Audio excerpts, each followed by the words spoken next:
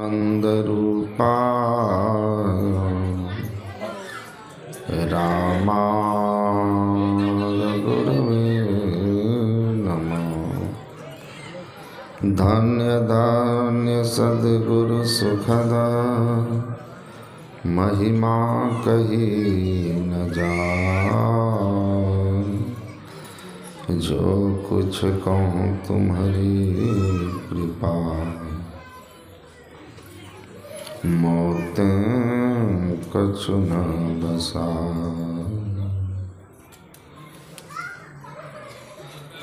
मंचासीन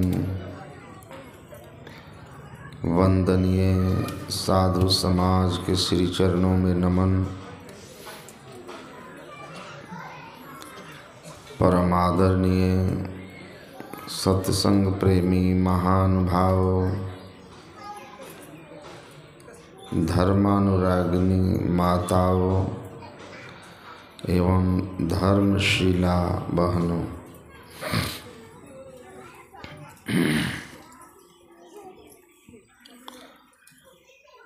हम लोगों ने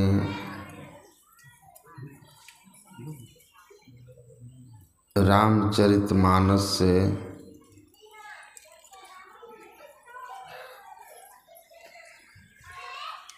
महर्षि वाल्मीकि और भगवान श्री राम का संवाद पाठ के रूप में श्रवण किया।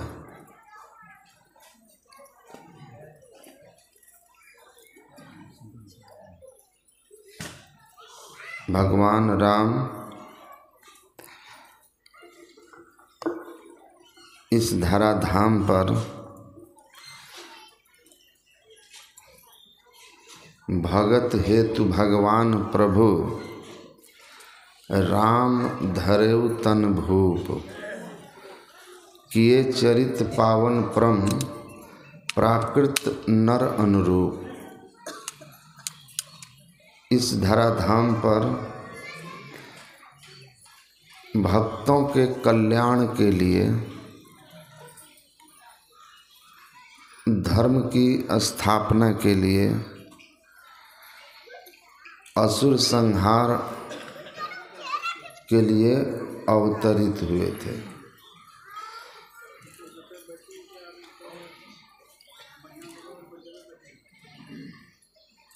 पिता की आज्ञा का पालन करने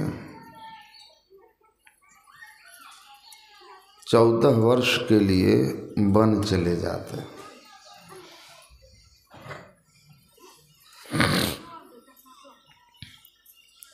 परमाराध्य सद्गुरु महाराज कहते थे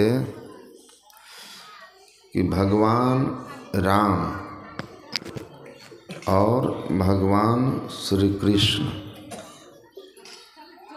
हमारे सनातन वैदिक धर्म और संस्कृति के दो ऐसे महानायक हैं जिनके चरित्र और उपदेश में संपूर्ण संस्कृति और हमारे धर्म का अध्यात्म प्रकट है।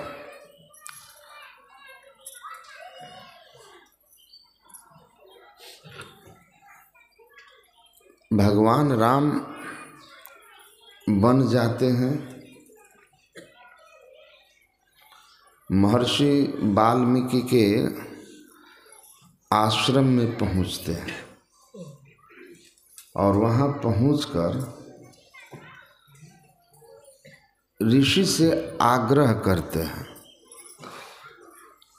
कि 14 वर्ष जो हमें वन में रहना है, तो हमारे लिए उपर्युक्त स्थान बता दीजिए, कहाँ रहना हमारे लिए सुविधाजनक होगा। और फिर महर्षि वाल्मीकि का ब्रह्म ज्ञान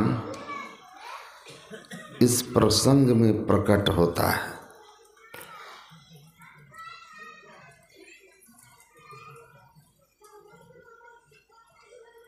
वो क्या कहते हैं कि हमसे पूछ कौन रहा है, मैं कहाँ रहूं, ये कौन पूछ रहा है? जो सब जगह रहता है। कहा ना उन्होंने कि जहाँ न हो हूँ तहाँ दे ही कहूँ, और तुम ही दिखावहूँ ठाहूँ। कि आप जहाँ नहीं है पहले वो स्थान बता दीजिए। कहाँ हूँ कहाँ जहाँ प्रभु नाही, आप कहाँ नहीं हैं पहले ये बताइए। ठीक है, आवाज़ छेड़छाड़ मत कीजिए। आप कहाँ हैं, कहाँ नहीं हैं, पहले ये बता दीजिए।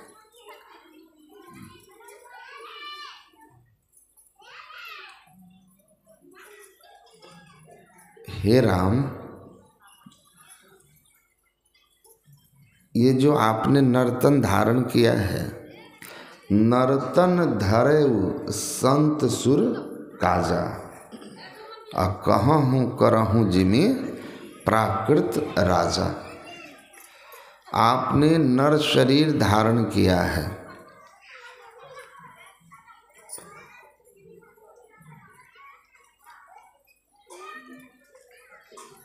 संतों के लिए, देवताओं के लिए, भक्तों के लिए, और उसी अनुरूप चरित्र कर रहे हैं आप। लेकिन आपका स्वरूप मैं जानता हूँ, आपको मैं जानता हूँ कि आप कौन हैं जो महाराज दशरथ के यहाँ पुत्र रूप में अवतार लिया। तो मैं आपको स्वरूपतः जानता हूँ, आपके मर्म को जानता हूँ।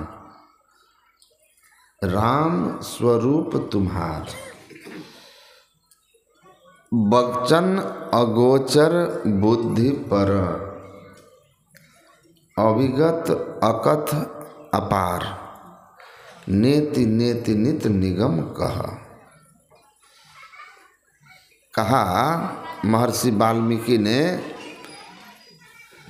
कि मैं आपको जानता हूँ स्वरूपतः। कैसा स्वरूप है आपका? वचन अगोचर, बुद्धि पर, वाणी से परे, इंद्रियों से परे, बुद्धि के परे, इस सबसे परे हैं आप। मतलब जिसको हम वाणी से व्यक्त ना कर सकें। महर्षि अरविंद हुए अपने देश में बहुत बड़े क्रांतिकारी देशभक्त, बाद में फिर अध्यात्म में भी बहुत बड़े ज्ञानी महापुरुष महर्षि अरविंद। उन्होंने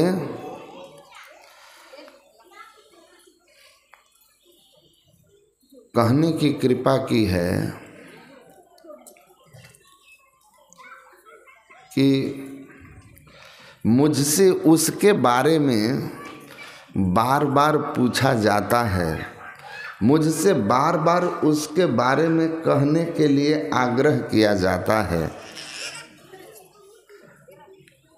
जो वाणी से परे है। कहेंगे किस में? वाणी में। अब किसके बारे में? जो वाणी से परे है। और ये दुविधा जो है वक्ता की भी है, वक्ता की भी दुविधा है। तो महर्षि अरविंद कहते हैं जो भी मिलते हैं मुझसे उसके बारे में पूछते हैं, और मुझे बार बार खड़ा होना पड़ता है time and again I have to stand. हमको खड़ा होना पड़ता है for explaining regarding him which is beyond the reach of words. उसके पक्ष में हमको खड़ा होना पड़ता है बोलने के लिए जो वाणी से परे है, जो वाणी में कहा नहीं जा सकता है। कबीर साहब ने कहा ना, कहा सुनी की है नहीं, देखा देखी बात। ये कहा सुनी का नहीं है, देखा देखी मतलब ईश्वर वाणी से परे हैं। ईश्वर अनुभव का विषय है।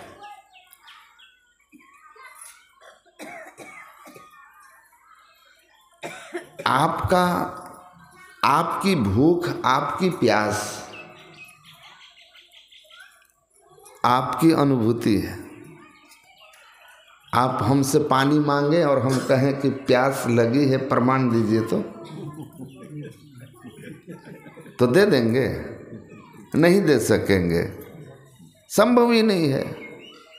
अब पानी पीकर आपकी प्यास बुझ गई, इसका भी प्रमाण आप स्वयं हैं। प्यास लगी है, अब प्यास पानी पीने से बुझी है, दोनों के प्रमाण आप स्वयं हैं। इसका कोई प्रमाण नहीं दिया जा सकता, क्योंकि ये आपकी अनुभूति है, ये आपका अनुभव है। इसीलिए कबीर साहब को कहना पड़ा, कबीरा हम जानिया जब जानिया तब मन मानिया, लोग ना पतीजे तो क्या कीजिए। कबीर साहब कहते हैं हम जाने ईश्वर को और तब माने, अब लोग माने ना माने उससे हमें क्या, लेकिन ईश्वर मेरा अनुभव है। हम उन्हें जानते हैं, हम उन्हें जानते हैं।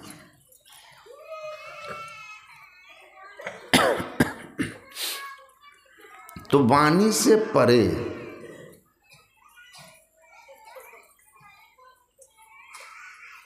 निःशब्दम परमम पदम, वह परम पद कहाँ है? निःशब्द में। अब बोलेंगे क्या? शब्द में। तो इसीलिए कहा राम मैं जानता हूँ आप वाणी से परे हो स्वरूपतः। यतो वाचो निवर्तन्ते अप्राप्य मनसा सह।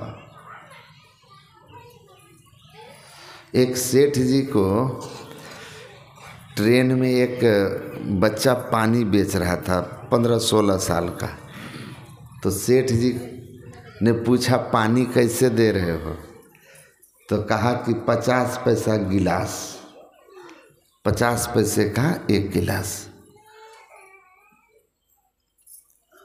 तो सेठ जी ने कहा 1 रुपया में 3 गिलास दोगे? 1 रुपया में 3 गिलास दोगे? तो लड़का हंस के आगे बढ़ गया। तो सेठ जी ने कहा तुम उत्तर नहीं दिया, हंस के आगे बढ़ गया।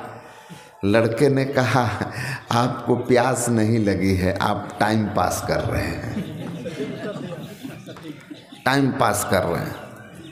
और हमारे पास टाइम पास के लिए समय नहीं है, क्योंकि हमारा रोजी रोटी है और आपके लिए मनोरंजन है। कहा कि ये तुमको कैसे पता कि हम टाइम पास कर रहे हैं, हमको प्यास नहीं लगी है? कहा कि 3 साल से पानी बेच रहे हैं। प्यासा आदमी पानी में मोल मोलाई नहीं करता है, पहले पी लेता है तब पूछता है बेटा कौ पैसा हुआ है। पानी भी कहीं मोल मोलाई होता है?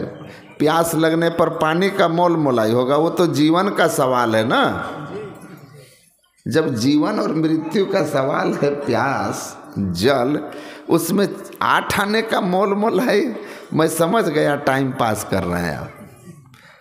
तो इसलिए आगे बढ़ गया। तो सेठ जी कहा कि वाह बहुत अच्छा अनुभव है, सही बोला, मुझे प्यास नहीं लगी है। तो संत लोग भी समझ जाते हैं। जब कोई उनके पास आके तर्क वितर्क बहुत करता है ना, तो समझ जाते हैं। अगर तर्क सार्थक है तो संत उसका जवाब दिल खोल के देते हैं, जो आप ना भी पूछ सको वो भी बता देते हैं।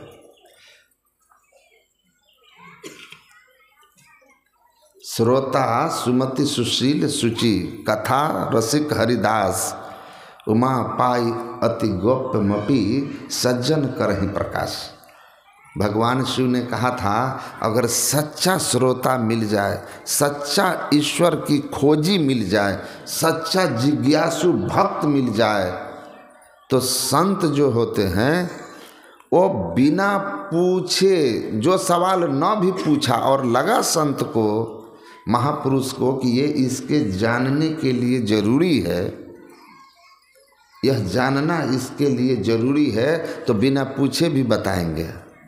लेकिन जैसे देख लेंगे कि ये कुतर्क कर रहा है, तो मिले संत बचन दुई कहिए, आ मिले मूढ़ तो झांक मारी रहिए। तो महापुरुष लोग मौन हो जाते हैं कि टाइम पास वाला है, और संत कहते हैं हमारे पास टाइम नहीं है पास करने के लिए। ट्रेन में ना बोलेगा मूंगफली को टाइम पास बोलता है ना, तो हमको एक आदमी बोलता है मूंगफली लीजिएगा, हम बोले जीवन में इतना ही कम टाइम है हमारे पास कि हम मूंगफली से टाइम पास नहीं कर सकते। टाइम है कहाँ पास करने के लिए, जीवनो थोड़ो है, कहाँ जगत में गफिलाई है। इतना छोटा जीवन है, इसको पास करने के लिए सार्थक समय पास होना चाहिए। अच्छे कर्म में, सत्कर्म में, सत्संग में, ध्यान में, अच्छी चर्चा में, परहित में, ईमानदारी से अपना जीव को पार्जन में कहाँ टाइम है बचा आपके पास कि टाइम पास कर रहे हैं। बेगी गहो धरनी सरनी न थयावत काल, कमान चढ़ाए। तो वाणी से परे है, संत को अनुभव है, और संत अनुभव किए हुए होते हैं, और उनको पता है कि यह अनुभूति किस अवस्था में जाके होती है। निशब्द का यह अनुभव है, शब्द में व्यक्त कैसे हो। गूंगे का गुड़ भाई, सूरदास जी ने कहा, जो गूंगे मीठे फल को रस अंतर्गत ही भावे, मन वाणी को अगम अगोचर सो जाने जो पावे। गूंगा को मीठा फल खाकर स्वाद तो मिलता है, पर व्यक्त करने के लिए उसके पास शब्द नहीं होते। तो राम का जो स्वरूप है, ईश्वर का जो स्वरूप है, वह वाणी से परे है। और ये वाणी से परे स्वरूप का ज्ञान इंद्रियों की पहुंच से बाहर जो है, इंद्रियां हमारी आँख जिसको न देख सके, कान जिसको सुन न सके, जिह्वा जिसको चख न सके, स्पर्श हाथ जिसको छू न सके, नाक से जिसका गंध न प्राप्त हो सके, मन बुद्धि सबकी पहुंच से जो परे है, अगोचर, बुद्धि पर, अविगत, कहीं से खाली नहीं, पास खड़ा और नजर न आवे, ऐसा राम हमारा है रे, है घट में घट की सब जाने, ऐसा राम नियारा है रे। पास खड़ा और नजर न आवे, सब जगह है, दिखता नहीं है घट में, अंदर भी है, पर नजर ना आवे। तो स्वरूपतः राम आप सर्वव्यापक हैं, वाणी से परे हैं, इंद्रियों से परे हैं।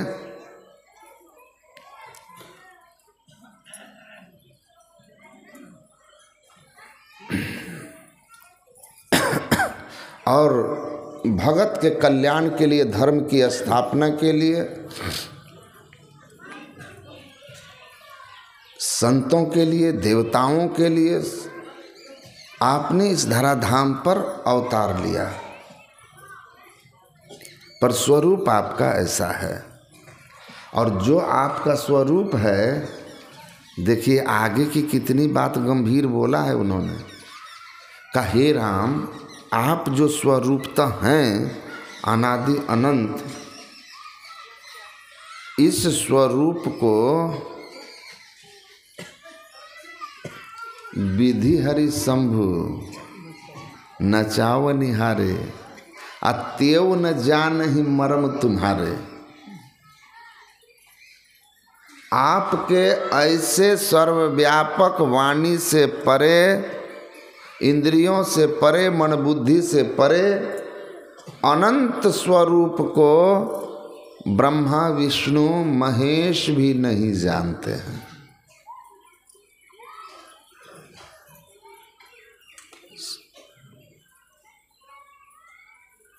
वो भी आपकी माया में नाच रहे हैं। ईश्वर सर्वभूतानां हृदय से अर्जुन तिष्ठति, भ्रामयण सर्वभूतानि यंत्रारूढ़ानि मायाया। आप सर्वत्र हैं, सब में हैं, और जब सब में हैं और सब में रहकर सबको अपनी माया से कर्मानुसार उनको अनेक योनियों में घुमाते हैं, और उसमें घुमाते हैं जिन जिन को, उनमें ब्रह्मा विष्णु महेश हैं। ये गोस्वामी तुलसीदास जी लिखे हैं, अब महर्षि वाल्मीकि जी कह रहे हैं। और केवल ये उन्होंने लिखा ऐसा नहीं है, आप अन्य पुराणों और ग्रंथों को पढ़ेंगे तो वहाँ भी आपको पता चलेगा, यह ज्ञान स्पष्ट हो जाएगा कि आपको कौन जानेगा। चिदानंदमय देह तुम्हारी, विगत विकार जान अधिकारी। आपके सच्चिदानंद स्वरूप को कौन जानता है? विगत विकार जान अधिकारी। अधिकारी पुरुष जानते हैं। और अधिकारी कौन है? जो विगत विकारों से मुक्त है। इसका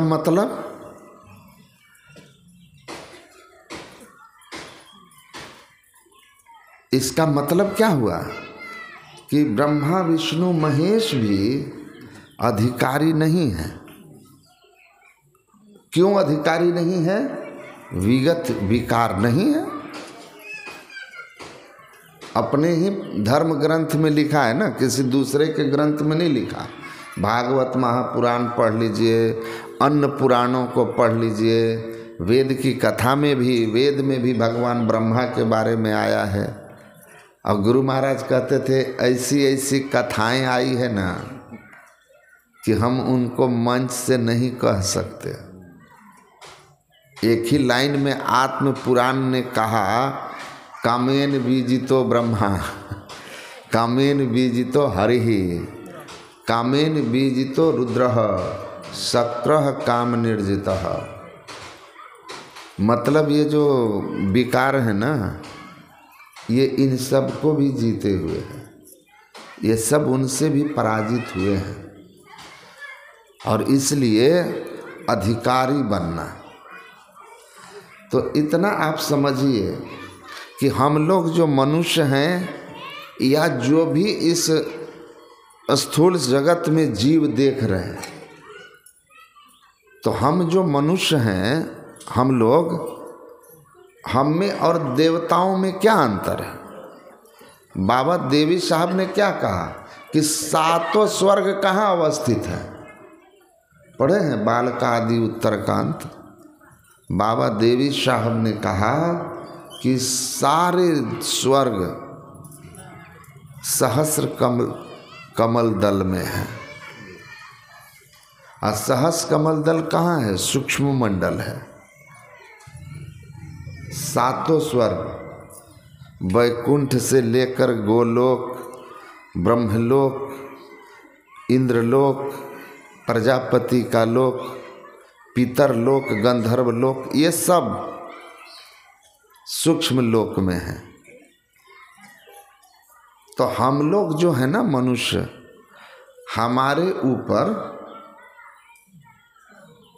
4 जड़ावरण है, स्थूल, सूक्ष्म, कारण, महाकारण। 5वां कैवल्य जो है वो चिदानंदमय है।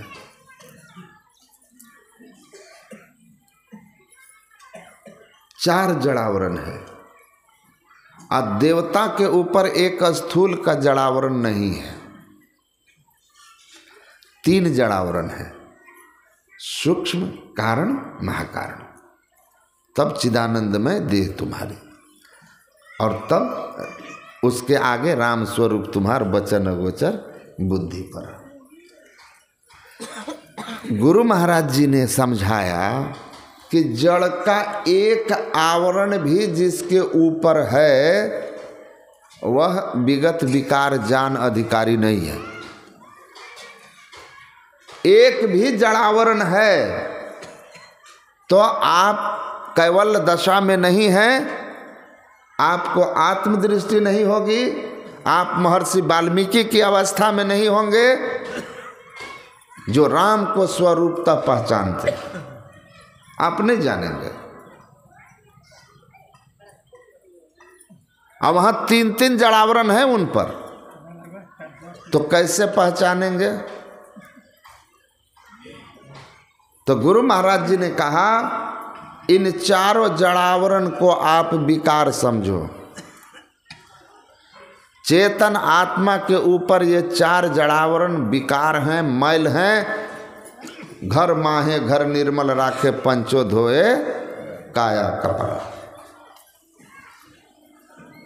जब तक ये चारों जड़ावरण रूपी विकार को, मैल को चेतन आत्मा के ऊपर से आप साधन करके उतार नहीं देते, आप अधिकारी नहीं हो सकते, आप ईश्वर का दर्शन नहीं कर सकते। पलटू साहब ने कहा हमने बातें तहकीक किया, सब में साहब भरपूर है जी। अपनी समझ कुआं को पानी, कहीं नियरे कहीं दूर है जी। गाफिल की ओर से सो गया, चेतन का हाल हजूर है जी। पलटू जो इस बात को न जाने, तिसके मुख ऊपर धूर है जी।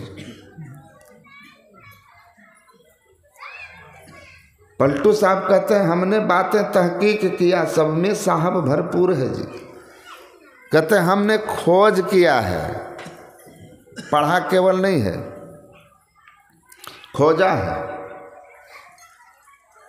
खोजा और पाया, जिन ढूंढा तिन पाया, गहरे पानी पैठ।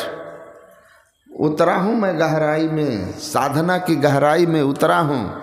इस शरीर रूपी समुद्र में डुबकी मारा हूँ, और डुबकी मार करके हम अविगत अंत अंत अंतर पट, अगम अगाध अगोई, सुन्नी सुन्न शून्य के पारा, अगुण सगुण नहीं दोई। यहाँ तक की यात्रा हमने की है।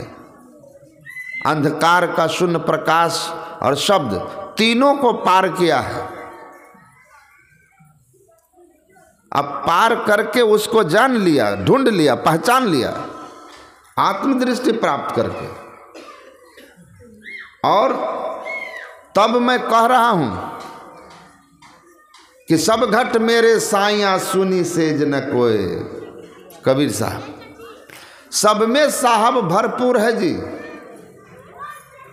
ईश्वर सर्वभूतानाम हृदय से अर्जुन तिष्ठति। कीट पतंग रहे परिपूरन, कहो एक तिल न होत जुदाई। नैन दियो जब देखन को, पलटू सब में प्रभु देत दिखाई। और ढूंढत मूढ़ ग्रंथन में, लिखी कागज में कहीं राम लुकाई। सब में साहब भरपूर है जी, कहूँ एक तिल न होत जुदाई। सब में है, कहीं से खाली नहीं है। विद्या विनय संपन्न ब्राह्मणी, गवि हस्तनि सुनी, चैव स्वपा के च पंडित समदर्शिना। भगवान कृष्ण कहते हैं जैसे ही ज्ञानी आप बन जाएंगे, पंडित बन जाएंगे, ज्ञानी हो जाएंगे, शास्त्र ज्ञानी नहीं, आत्मज्ञानी, अनुभव ज्ञानी, तो विद्या विनय से संपन्न ब्राह्मण, गाय, हाथी, कुत्ता, चंडाल, सब में आप समभाव हो जाएंगे। इसलिए समभाव हो जाएंगे कि आपकी दृष्टि सब में एक ही एक को देखेगा, एक ही एक। वो कहते ना, रामतीर्थ अमेरिका में थे तो उनसे उनके साथी ने पूछा कि कितना समय हो रहा है, तो रामतीर्थ घड़ी पहनते थे, तो रामतीर्थ के पास घड़ी थी, तो कितना समय हो रहा है, तो रामतीर्थ ने कहा 1। थोड़ी देर के बाद फिर पूछा कि कितना समय हुआ स्वामी जी, तो उन्होंने कहा 1। तो कहा अभी थोड़ी देर पहले भी 1 बज रहा था, 1 घंटे के बाद भी 1 ही बज रहा है। तो स्वामी रामतीर्थ ने कहा कि अब हमारी घड़ी में 1 ही बजती है, क्योंकि हमको 1 ही 1 नजर आता है, दूसरा दिखता नहीं है। तो संत हैं, मौज है उनके। कभी कभी मौज में आकर संत अपने अंदर के आनंद को छलका देते हैं और भीतर के भेद को सुना देते हैं, सुना देते हैं, बता देते हैं, ताकि भक्त को उसका एक तो विश्वास बढ़े और उसको प्रेरणा मिले कि हम भी करें, हमको भी यह अवस्था प्राप्त हो जाए, ऐसा आनंद हमको मिल जाए। तो सब में एक को देख लिया, संत हो गए। भेद दृष्टि से ऊपर।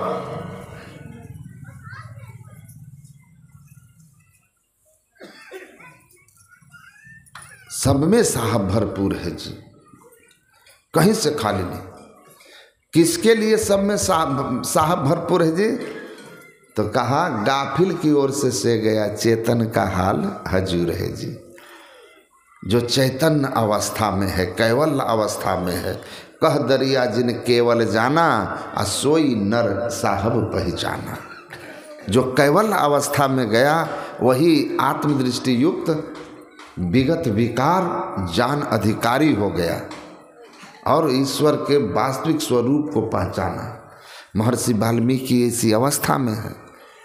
तो मैं कह रहा था कि हम लोग 4 जड़ावरण में हैं और समस्त देवता, 7 स्वर्ग के रहने वाले सब 3 जड़ावरण में हैं। और एक भी जड़ का आवरण है तो आप अधिकारी नहीं हैं, माया से आप मुक्त नहीं हैं, आवागमन के चक्र से मुक्त नहीं हैं।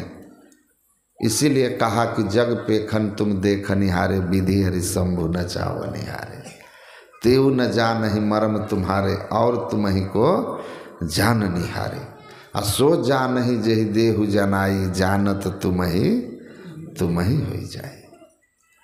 जो आपको जान लिया वह आपसे अभिन्न हो गया, एक हो गया।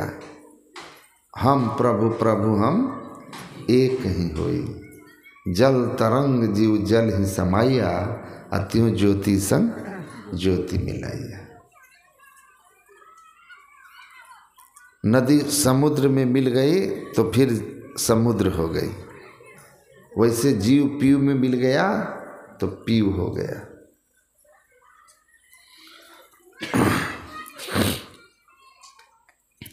तो मूल है कि ये जड़ावरण हटे कैसे। तो ये जो जड़ावरण है ना, 4 विकार, जो इसके कारण हम अधिकारी नहीं हैं, तो केवल और केवल मनुष्य को ही यह सुविधा व्यवस्था परमात्मा ने बख्शा है, दिया है शरीर में, कि वो इन जड़ावरण से अपने को मुक्त कर सके, विकारों से मुक्त कर सके। ये सुविधा देव शरीर में भी नहीं है। इसीलिए आप लोग 1000 बार सुने होंगे, बड़े भाग मानुष तन पावा, सुर दुर्लभ सब ग्रंथ है गावा।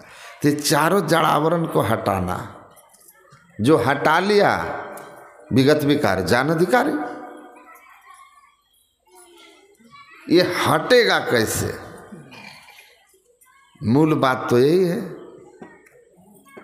राम को जान ले, राम से एक मेक हो जाए, जन्म मरण का चक्र छूट जाए।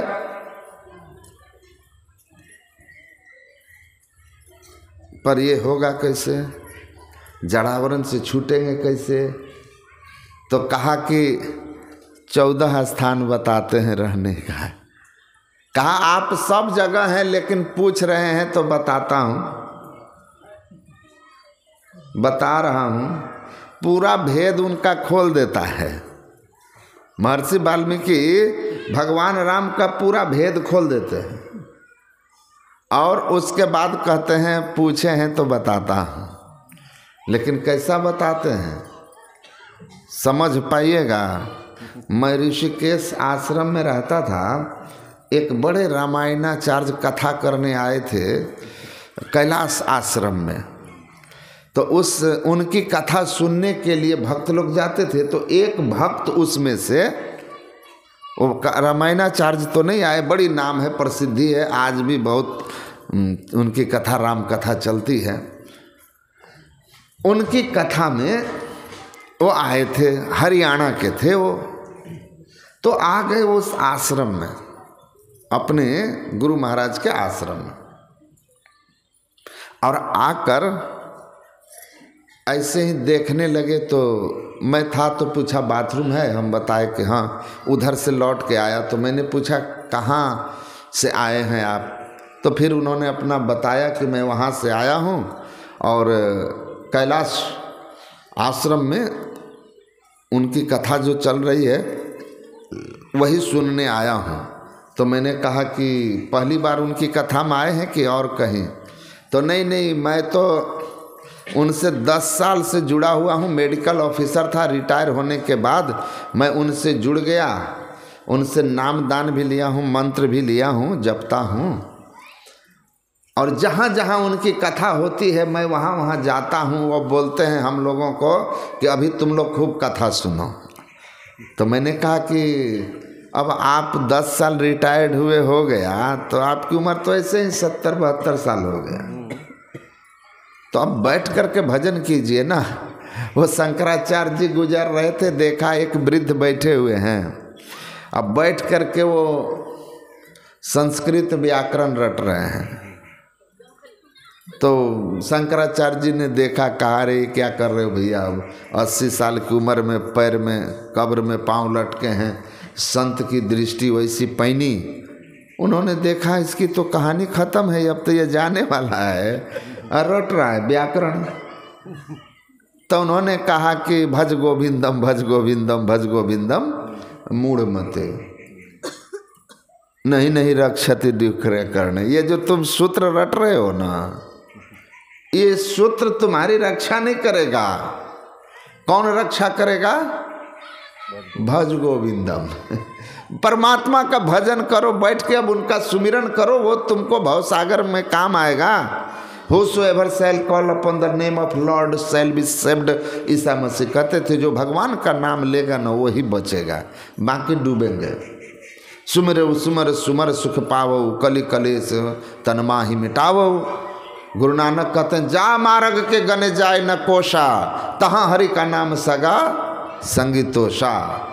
उस मार्ग पर जब जाओगे अंतिम यात्रा में, तो लंबा मार्ग पर जब चलोगे ना, तो परमात्मा का जो भजन भक्ति का संस्कार है, पूंजी है, वही काम आएगा। बाकी धन संपदा यहीं का यहीं पड़ा रह जाएगा। तो सत्कर्म में जो लगाया, सुमिरन में जो लगाया, वो तुम्हारा। अभी सुन रहे थे ना हमारे श्रद्धेय केसरी जी, क्या कितना धर्म के प्रति रुचि है और धन की सार्थकता की। यहाँ का दोनों कमरे बनाने में भी सबसे बड़े सहयोगी। सुनाए लोगों ने कि अब क्या बोले, लाखों रुपया दिए हैं, बस जान लीजिए, आप लोगों को पता ही है, लाख नहीं लाखों बहुवचन में। तो और भी जहाँ भी लोग जाते हैं तो मांगते हैं, सबके बस की नहीं है ना, सबके बस की नहीं है। ये भी ऊपर वाले की हमको लगता है जिन पर कृपा होती है वही करते हैं, नहीं तो आदमी जो है ना मैं तो ऐसा करोड़पति आदमी देखा जो बारात में जो है ना वो नया कुर्ता को समेट के रखा था, अब पुराना पहने हुए था। तो हम बोले कि कब पहनिएगा, तो बोला कि नया है, महंगा है, भर रास्ता कौन देखने वाला है, दुआरी जब लगने लगेगा तो पहन लेंगे। अब बताइए, अरे भाई कपड़ा कम से कम पहनो। तो अब वैसे लोगों से आप उम्मीद कीजिएगा। एक आदमी बोला कि गए थे उनसे एक बार चंदा लेने बोला गए थे चंदा लेने ना, तब घर के पीछे आलू हुआ था, तब बोला जिला अधिवेशन में बोला कि 2 किलो आलू दे देंगे। जिस समय आलू 1 रुपया किलो मिल रहा था, बताइए। तो बस की बात नहीं है सबकी, उनको कुछ भी हो जाए, वो सड़ जाएगा आलू, लेकिन दान उनसे नहीं होगा। ये भी जब बड़े संस्कार की बात है, ऊपर वाले की कृपा होती है तभी होता है, सबके बस की नहीं है। तो भगवान का भजन करने के लिए शंकराचार्य कहते हैं बचाएगा भगवत भक्ति, कहाँ फंसे हो। तो वो क्या करें हमको,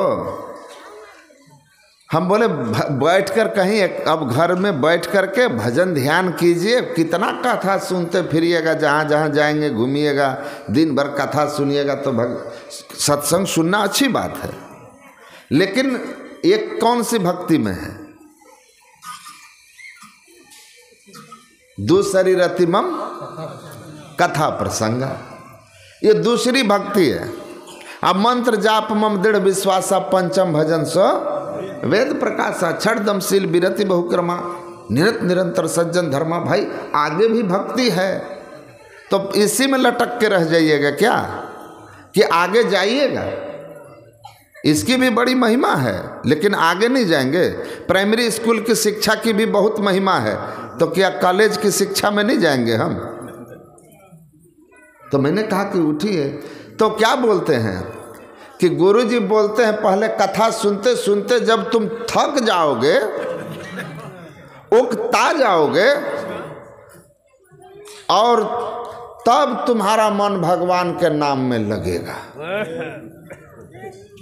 तो हम बोले कि एक बात बोलें आपको, तो क्या, हम बोले कि आपके गुरुजी जो भी सिखाए हों, लेकिन हमारे गुरुजी ने उसी रामायण से कुछ और सिखाया है। तो कहा क्या, हम बोले महर्षि वाल्मीकि ने जो कहा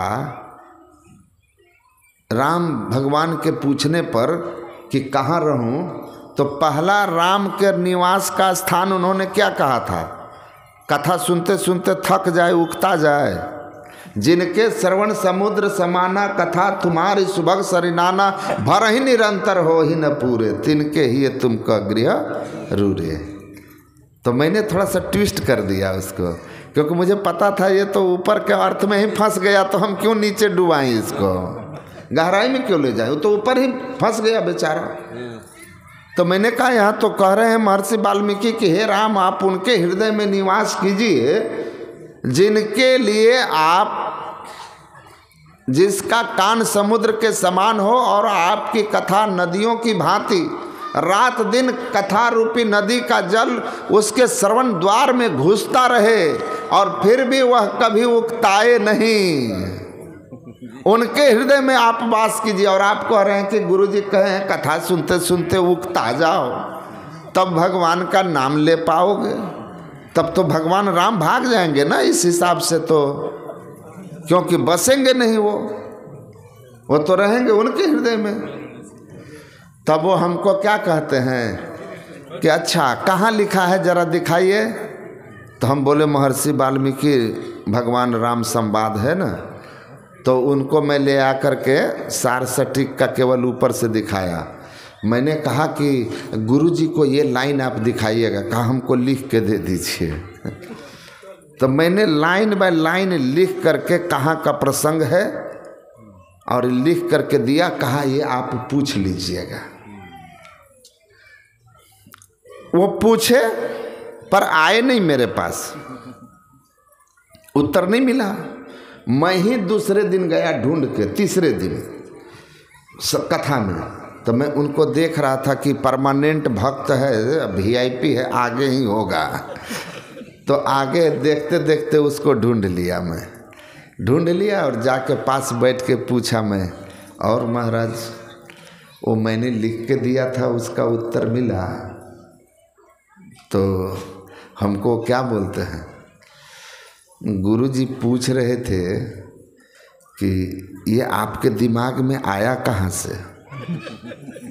तो मैंने बताया कि महर्षि में ही आश्रम है, लक्ष्मण झूला में, वहीं मैं चला गया था घूमते घूमते, तो वहीं एक ब्रह्मचारी था नया नया, उसने ही ये सवाल पूछ दिया था कि मेरे बातचीत के क्रम में।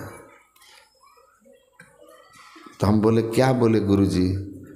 तो बोला कि गुरुजी इतने बोले कि जब वो आपसे सवाल किया ना तो जवाब उससे ले लेना था, जवाब उसी से ले लेना था। बोला गोल मटोल करके गुरु महाराज जी गुरुजी निकल गए, लेकिन हम समझ गए कि शायद इसका सही उत्तर उनको पता नहीं है। लोग जो रहते हैं ना, ज्ञानी आदमी पकड़ लेता है कि आप घुमा रहे हैं। तो बोला कि मैं जाता आपके पास पूछने के लिए।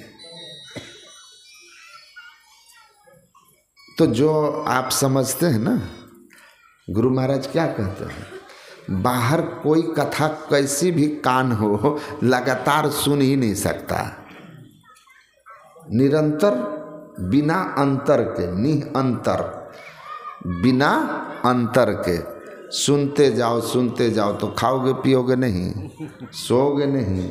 और सुनाएगा ऐसा कौन कथा?